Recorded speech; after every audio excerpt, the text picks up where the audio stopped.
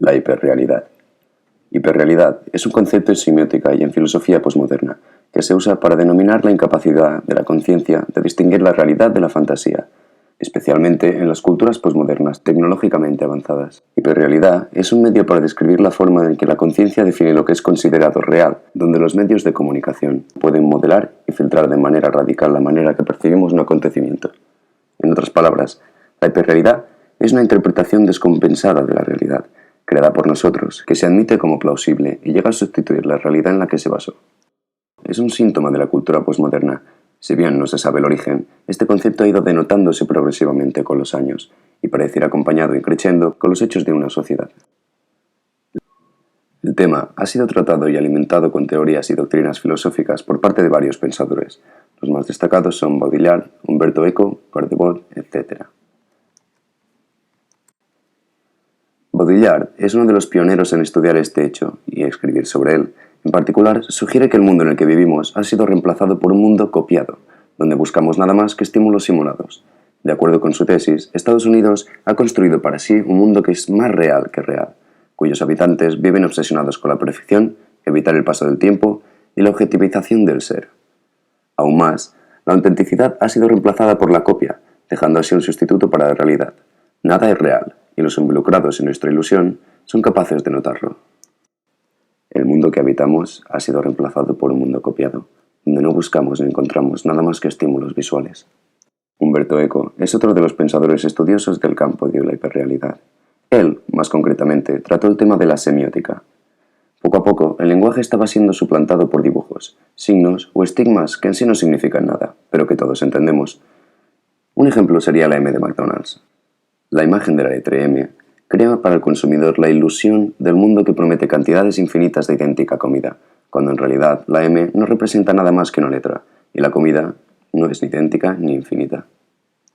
Guy Debord podría considerarse el precursor de la doctrina que estudia la hiperrealidad, con su obra La sociedad del espectáculo, donde traza el desarrollo de una sociedad moderna en la que todo lo que una vez fue vivido directamente se ha convertido en una mera representación.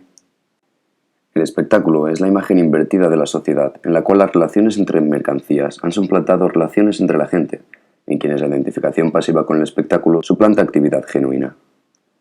El espectáculo no es una colección de imágenes, en cambio, es una relación social entre la gente que es medida por imágenes.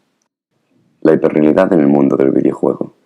Cada vez son más las compañías que se adentran en la búsqueda de la hiperrealidad dentro de los videojuegos, un hecho que se ha acrecentado con el reciente cambio de generación de consolas. La pregunta es, ¿resulta conveniente aplicar la hiperrealidad en todos los videojuegos? Claramente no. Depende del concepto artístico del juego o de la manera en que éste quiera contar la historia.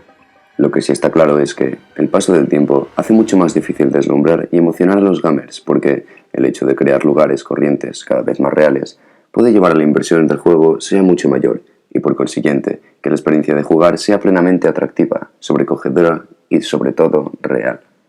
Y esta realidad que poseen los juegos no siempre puede ser buena idea.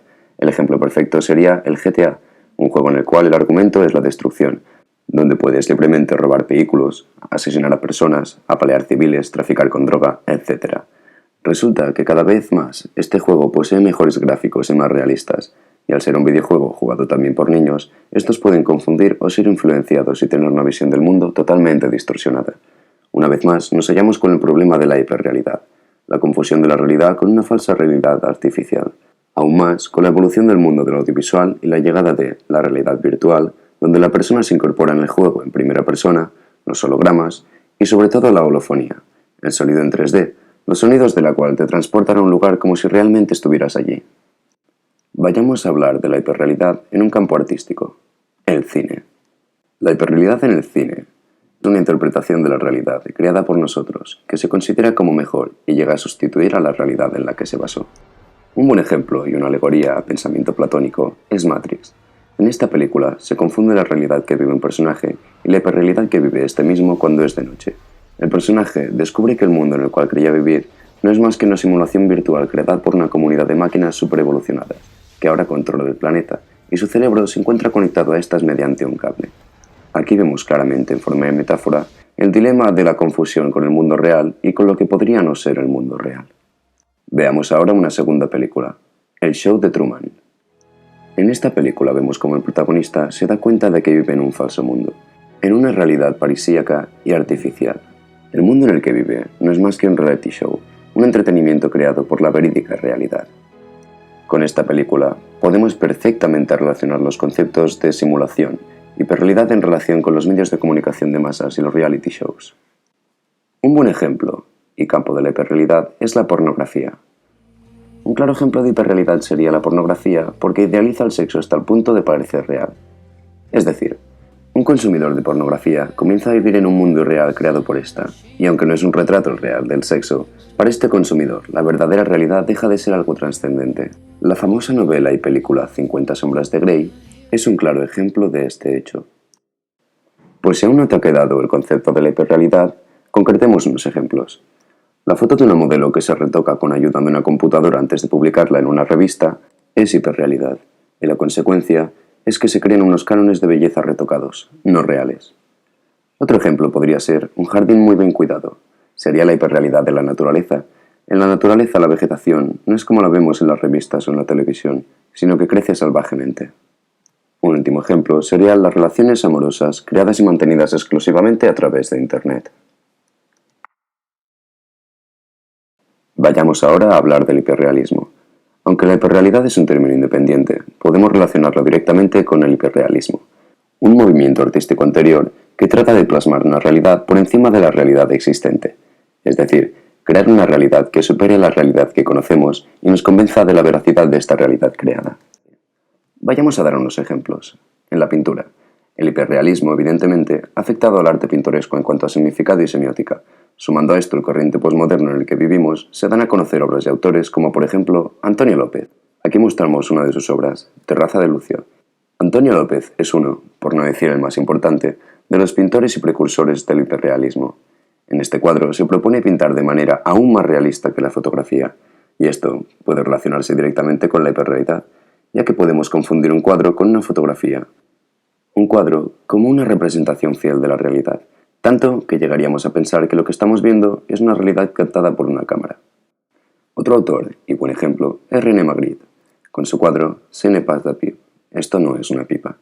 Este cuadro es una alegoría a la hiperrealidad.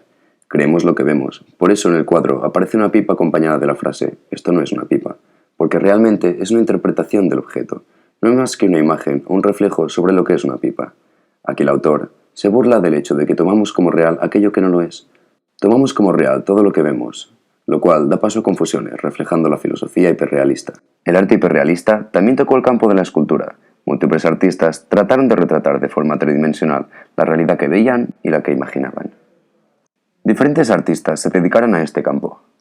Marc Sinac es uno de los precursores. Para él, el arte no está en hacer duplicados. El arte está en la comprensión de una realidad para rehacerla en otro plano al que no tengamos acceso.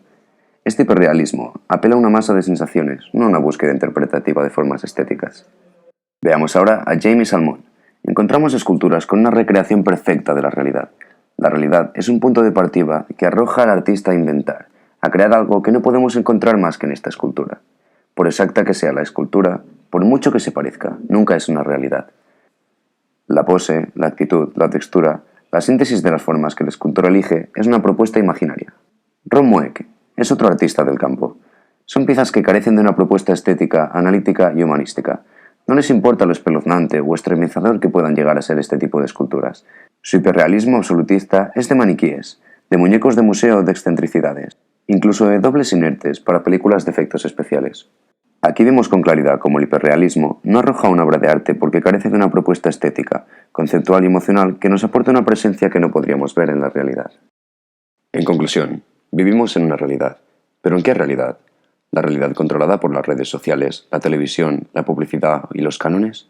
La hiperrealidad, la idea de una realidad alternativa, está transformándose en la realidad que tomamos como verídica. Acabaremos olvidando sobre qué aceras caminamos por distraernos mirando los escaparates. Dejemos de mirar a través de estos y centrémonos en lo que esos vidrios reflejan, nosotros mismos. ¿Es esto una clase de deshumanización? Si a esto se le llama evolución, que paren el tren, porque nosotros queremos bajarnos.